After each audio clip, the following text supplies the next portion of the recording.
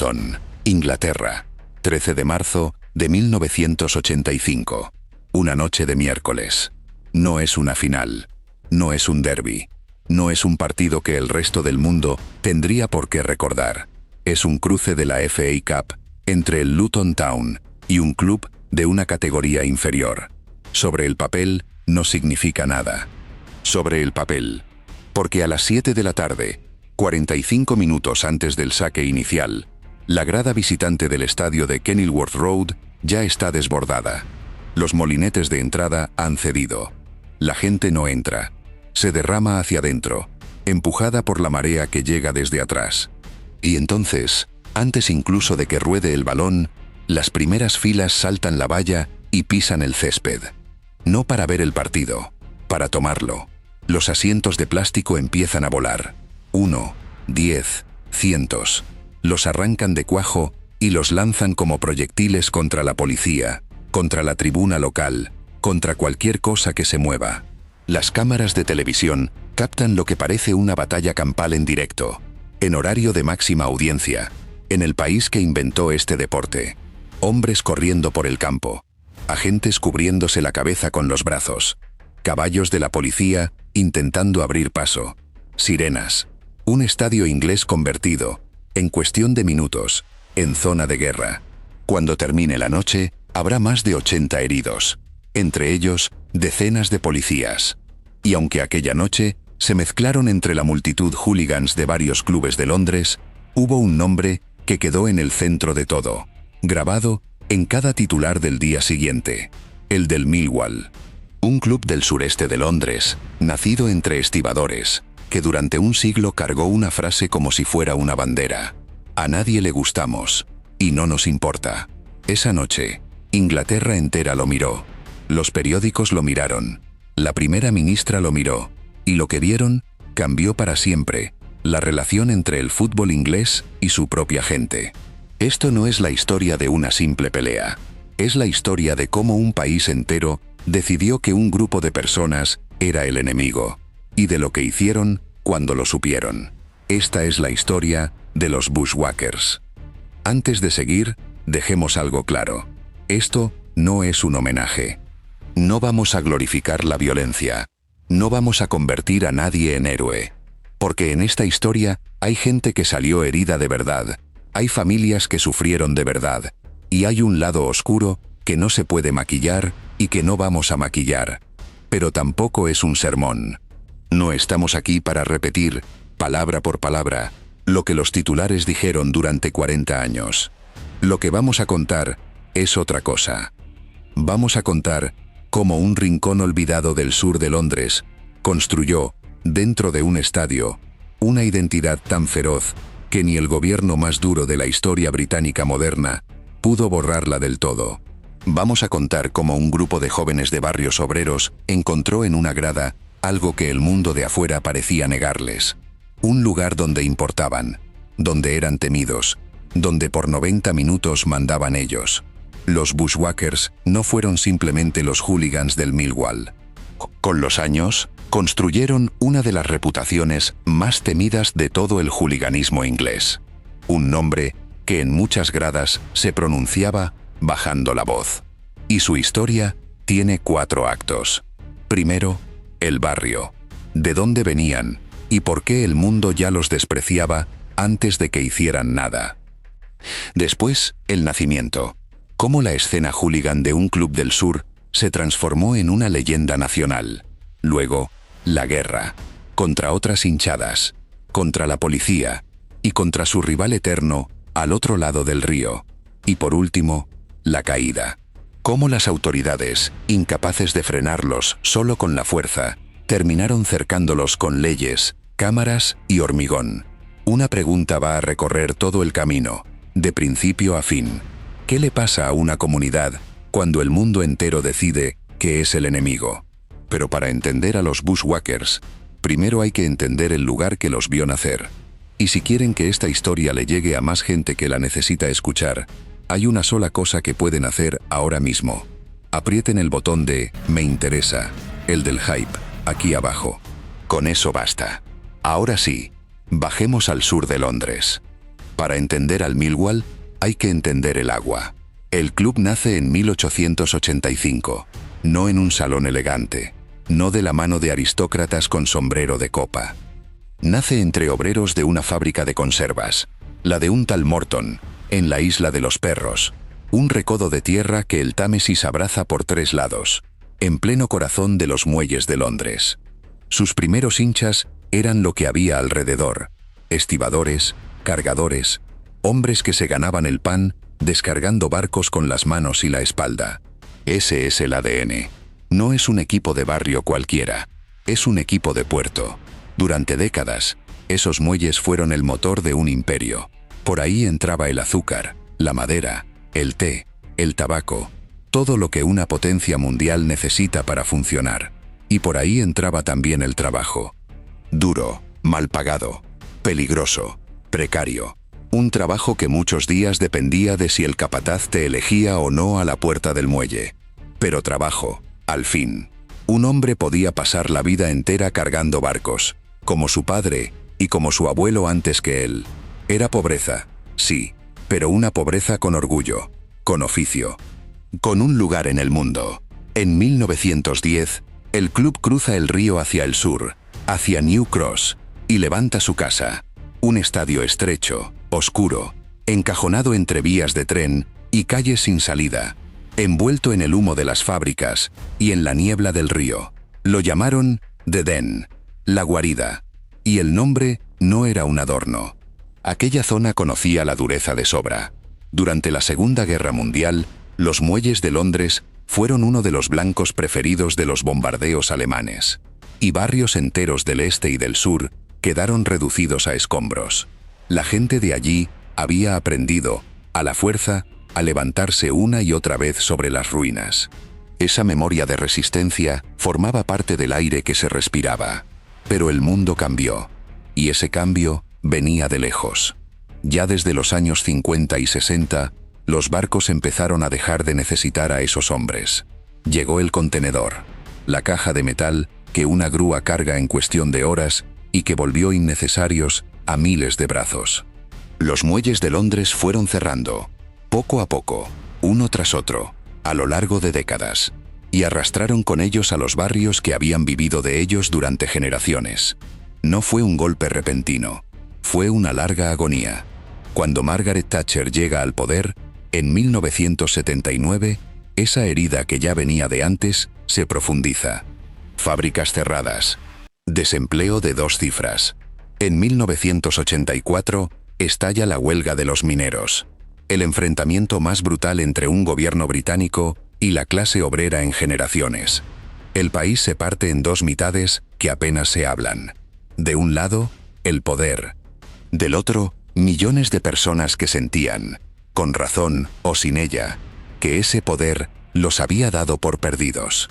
Que en la nueva Inglaterra que se estaba construyendo, más limpia, más moderna, más rica en el centro brillante de la ciudad, ya no quedaba sitio para gente como ellos. Pero aquí hace falta cuidado, porque sería demasiado fácil decir que el paro creó a los hooligans, y no es verdad. Millones de personas vivieron esos mismos golpes sin acercarse jamás a la violencia. El desempleo, por sí solo, no explica nada. En la mezcla entraban muchas más cosas.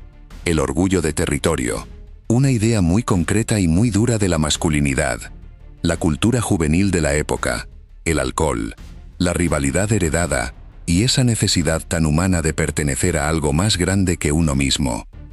El contexto ayuda a entender por qué aquella cultura encontró un terreno tan fértil. No la vuelve inevitable. Pensemos por un momento en lo que significaba ese sábado. 5 días de humillación callada, la cola del paro, la fábrica con las persianas bajadas. Y luego, un sábado a la semana, dentro de esas 4 paredes de hormigón, uno volvía a ser alguien. Alguien que pertenecía, alguien a quien el rival temía. El estadio era uno de los pocos lugares donde se podía gritar, sin miedo y sin permiso, lo que en la calle había que tragarse en silencio. Junten todo eso. Un barrio de puerto que se estaba quedando sin puerto. Una cultura de calle, de territorio y de pertenencia. Una guarida de hormigón. y una época partida en dos. De esa mezcla fue emergiendo, en la grada de The Den, una de las escenas hooligan más temidas de Inglaterra. Y con el tiempo, uno de sus nombres se volvería inseparable del club, los Bushwhackers. Todo empieza a tomar forma en la grada de Cold Blow Lane, el extremo más ruidoso y más temido de The Den. Una pared de gente que cantaba, empujaba y respiraba como un solo organismo.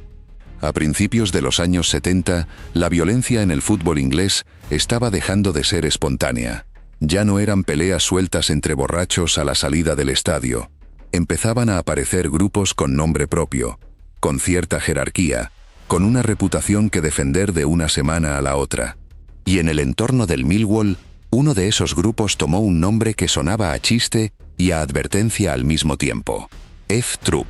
Se suele contar que lo tomaron de una vieja comedia estadounidense de televisión, una serie sobre una tropa de caballería inútil y desastrosa. Si el resto de Inglaterra los veía como una banda de descontrolados, muy bien, serían exactamente eso, pero sin el chiste. Muchos de ellos eran hijos y nietos de aquellos estibadores, criados en barrios obreros y duros del sur de Londres. Lo que llevaban a la grada no era una pose comprada de un día para otro. Era una forma de estar en el mundo, ligada al territorio, a la calle y a una masculinidad muy de la época. Pero eso no los condenaba a nada, y conviene recordarlo. Muchos otros crecieron en esas mismas calles y jamás levantaron la mano. La diferencia la ponía cada uno, y se hicieron notar enseguida. The Den ya tenía fama de ser uno de los campos más hostiles de Inglaterra, un lugar donde el equipo visitante temblaba antes de bajar del autobús. Con F-Troop marcando el paso en la grada, esa fama creció todavía más. Y no era solo una impresión. A lo largo de su historia, el estadio del Millwall llegó a ser cerrado en varias ocasiones, por orden de la Federación Inglesa, a causa de incidentes en las gradas, y el club acumuló multas por el comportamiento de una parte de su afición. Con el correr de los años, llegó una nueva generación. Chavales más jóvenes, más numerosos, que heredaron el testigo y le pusieron su propio sello. No fue una ruptura limpia, no fue un grupo que reemplazara a otro de un día para otro. Fue una mutación, una capa nueva creciendo sobre la anterior dentro de la misma cultura. Y esa nueva generación adoptó un nombre que llegaría más lejos que ninguno: los Bushwhackers. La palabra evoca la emboscada, el ataque desde las sombras, veloz y brutal, y la desaparición antes de que la víctima entienda siquiera que la golpeó. Esa era la imagen que proyectaban. No un ejército que desfila, sino una trampa que se cierra. Pero lo que de verdad los subió al escenario nacional no fue una pelea, fue una cámara de televisión. En 1977, la BBC llegó a The Den con su programa de investigación más prestigioso, Panorama. En teoría, la idea era retratar el fenómeno del hooliganismo desde dentro, con seriedad. En la práctica, el reportaje señaló al Millwall con el dedo, como el ejemplo perfecto de todo lo que iba mal. Un psiquiatra invitado describió a aquella afición con una imagen que quedaría grabada a fuego. Dentro de aquel ejército de las gradas, dijo, había divisiones, y eran los de F-Troop quienes iban al frente, los verdaderos locos, los que salían a buscar pelea y rara vez volvían decepcionados. El país entero lo vio en su sala de estar, y reaccionó con horror. Pero ese horror tuvo un efecto secundario que nadie había previsto. Sería un error afirmar que toda la afición reaccionó igual, o ponerles a todos la misma cara. No podemos saber qué sintió cada uno.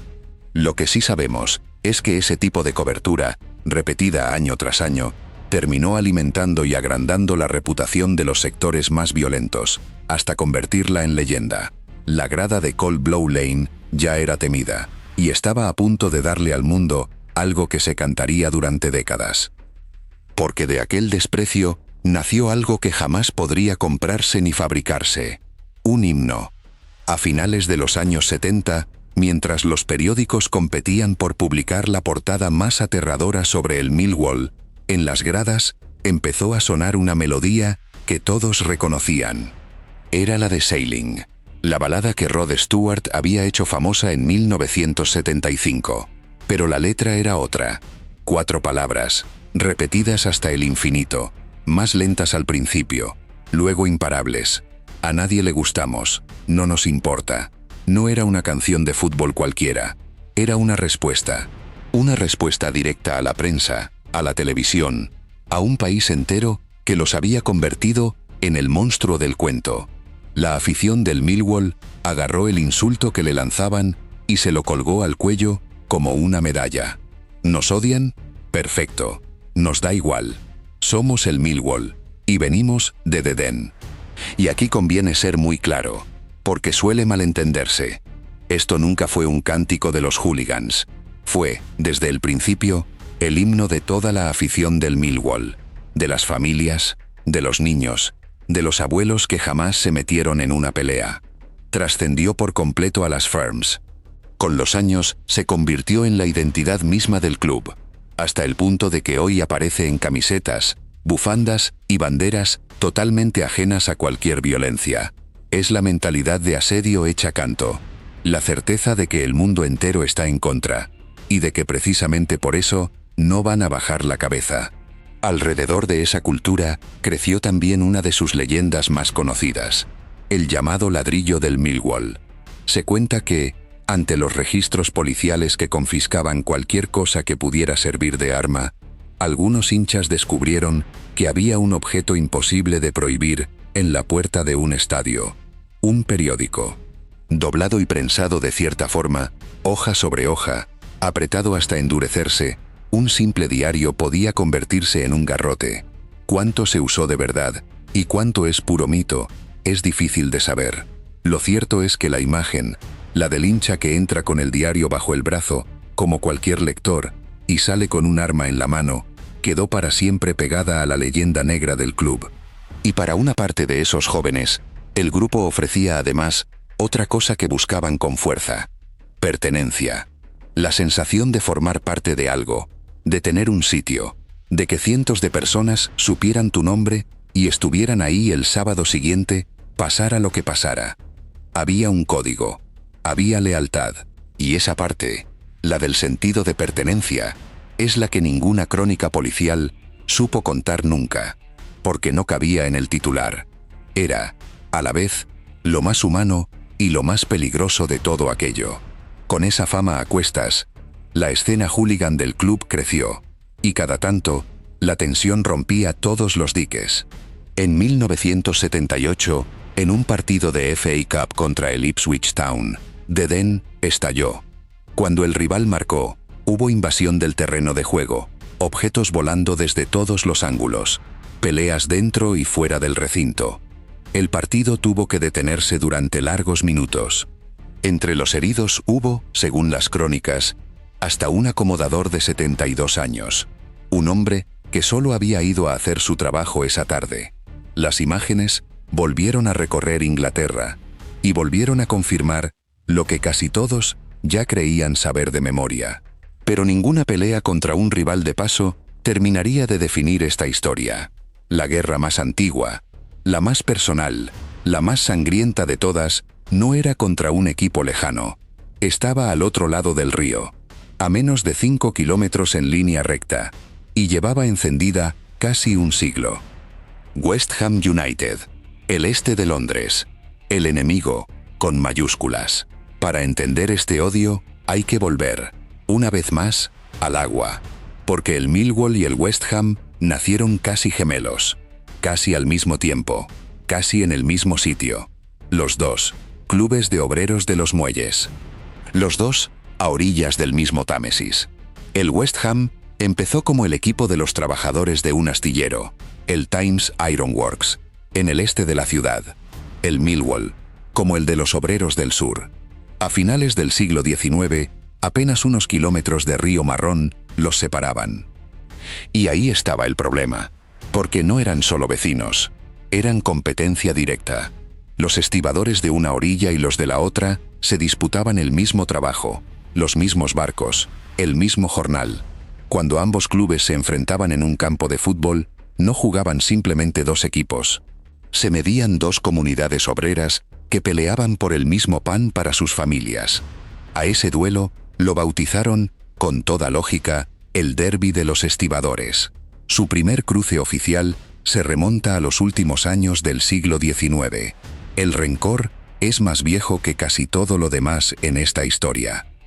Y luego está el relato que se transmite de generación en generación. Cuentan que, durante una huelga en los muelles, a comienzos del siglo XX, los trabajadores de una orilla se mantuvieron firmes, mientras los de la otra rompían la huelga y volvían al trabajo.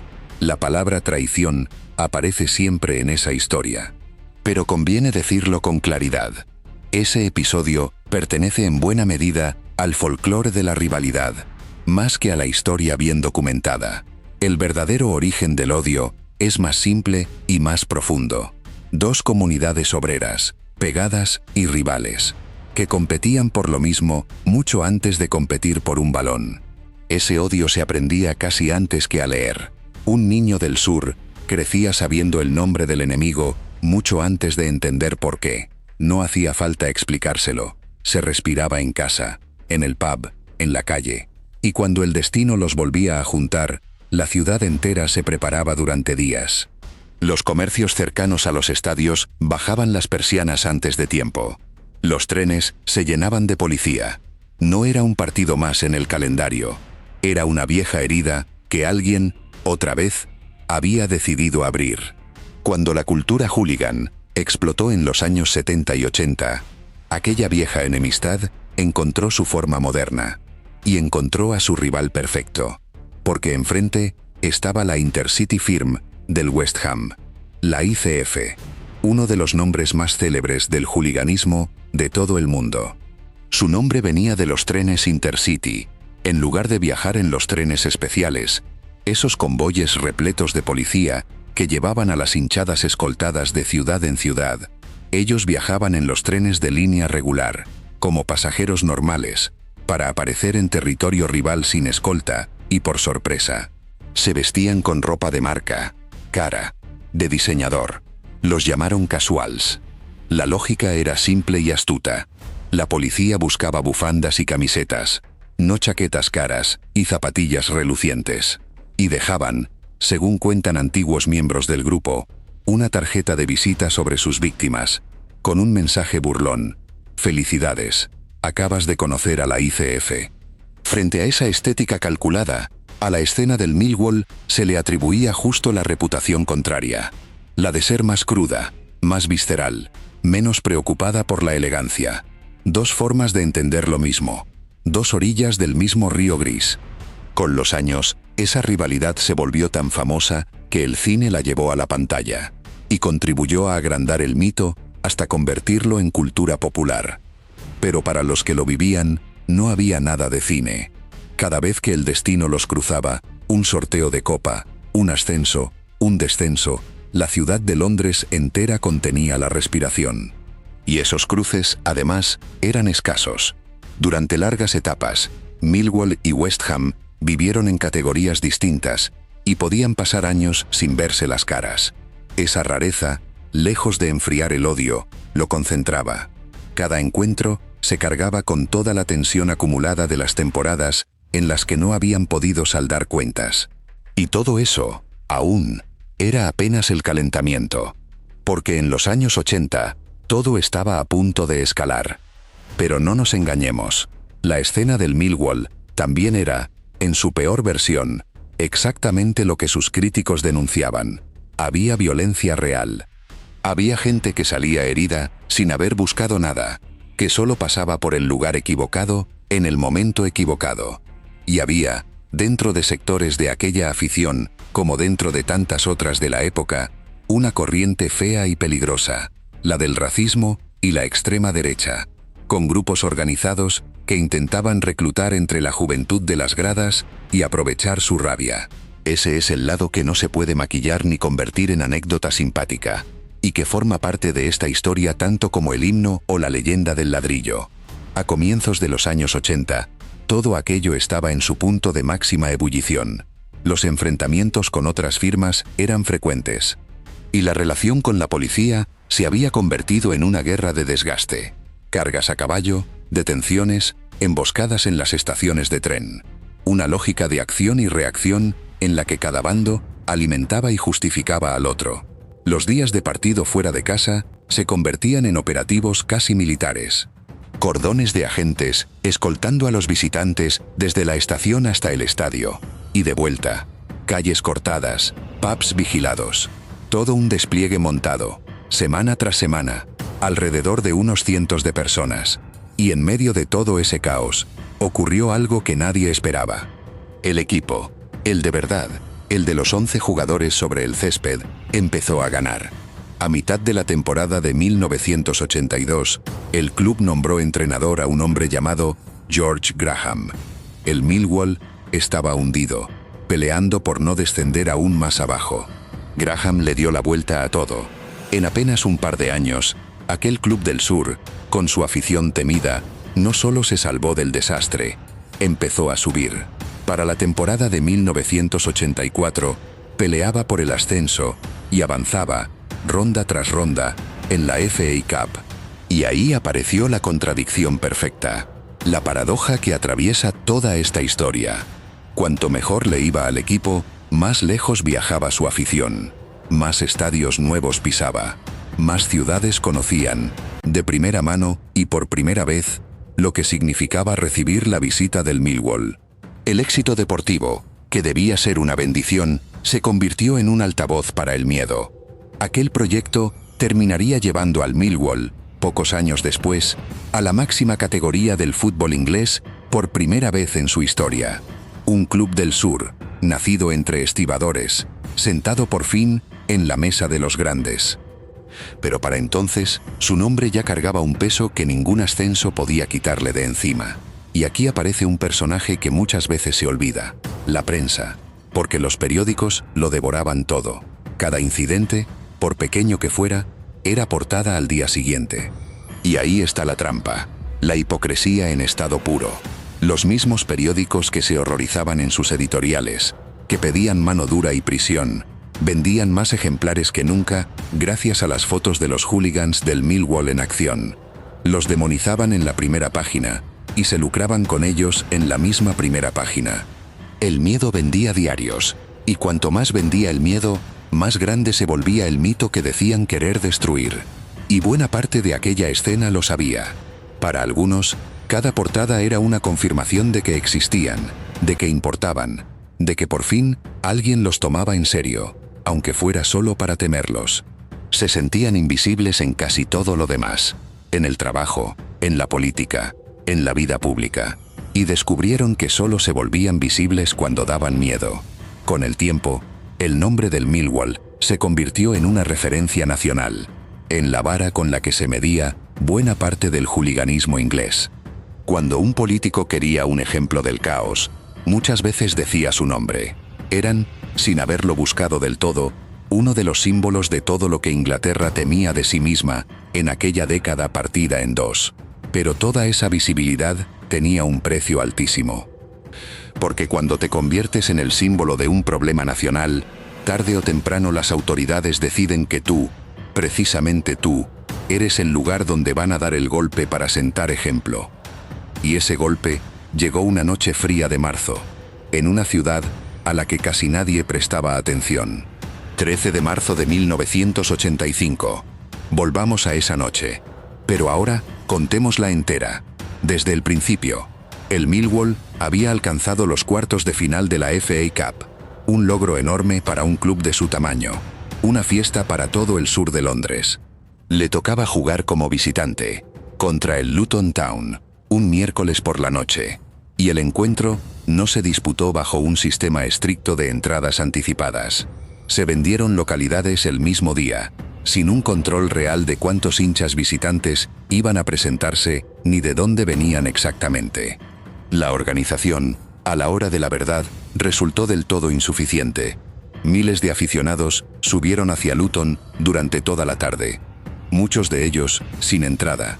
Por el camino, según relataron las crónicas de la época, fueron dejando destrozos en algunos bares y comercios. Cuando llegaron al estadio, la grada que les habían reservado, la tribuna de Kenilworth, Se llenó y se desbordó mucho antes de la hora prevista. Los molinetes, incapaces de contener la presión, cedieron. Y con ellos cedió cualquier posibilidad de control. Y entonces empezó lo que ya vimos al comienzo de esta historia.